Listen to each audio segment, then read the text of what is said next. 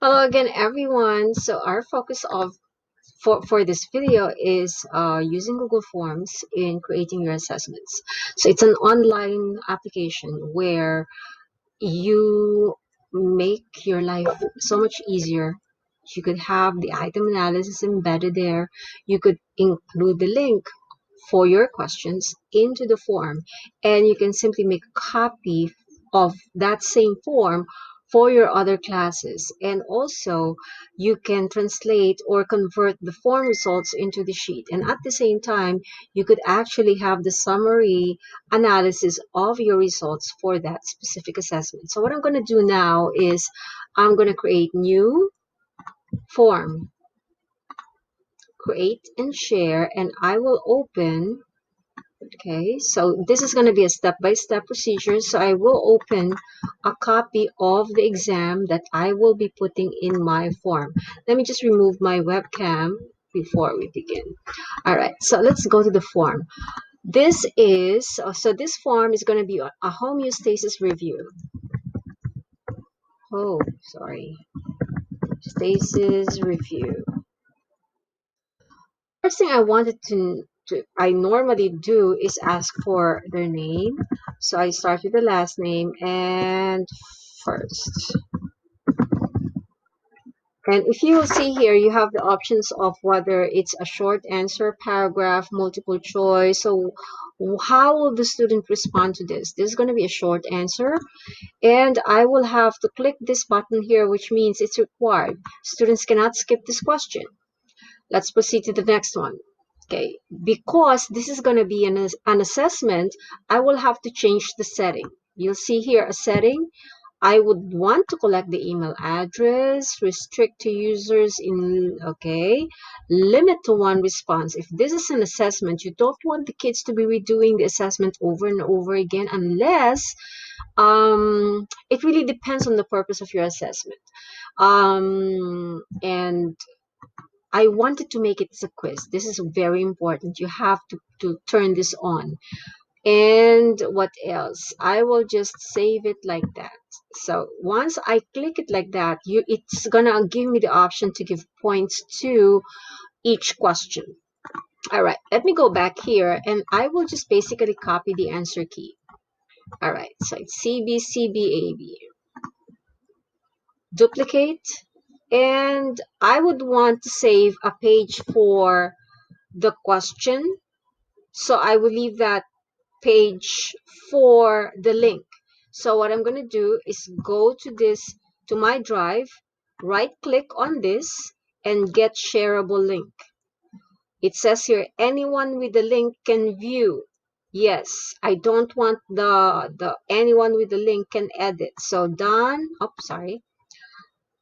Get shareable link, copy link. I go back to the form. I right click and paste. And basically that is the question. And on my instruction in Google Classroom, I will let the kids know that the questions are in the form. And then I'm just going to duplicate, delete question number 1. And since it's a multiple choice assessment and the options that I have here are in A, B, C, D. So option 1 is A, B, C, and D. All right, it's multiple choice and answer key.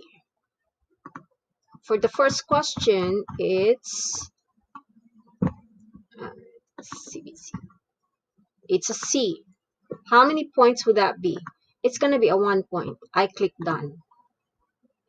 Because the first question, I already preset the point. If I copy paste, the point system will be there. And the only thing I need to change will be the number of the question and the answer key. So question 2 is B. Change that to B, remove the C, and there's the point system as you can see. There you go. And I'm just going to finish the whole thing here, and you will see, you will not hear me talk, but you can see that I'm doing the same thing over and over until we finish the whole exam. So it's going to be CBC. Okay. Duplicate. Question 3. answer key, C, remove that. Done. Duplicate, question 4, answer key, B, B. Question 5, answer key, A. Question 6, answer key, B. Okay, we're now on question 7, BAC, CCC. 7, answer key is B, done. Question 8, BA. Question 9 is C.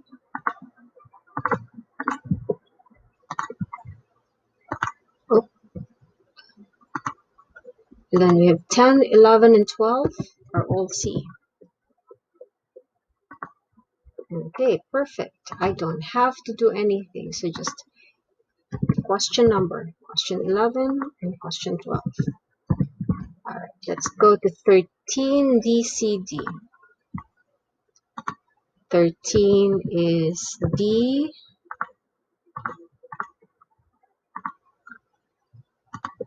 14 is C. And 15 is D. All right. So my form is done with the answer key, with the question, and I just need to put the title. Now you will notice here, it's only one form. What if I have 5 classes? Okay, I personally put the question, the period here before. So let's say period 1, right? So that's going to be for my period 1. Now in my drive, you will see I have period 1. Okay, so will I give this to my period 2? The answer is no. You will have to copy, make a copy of that, and rename this period. Sorry, I need to open because I also need to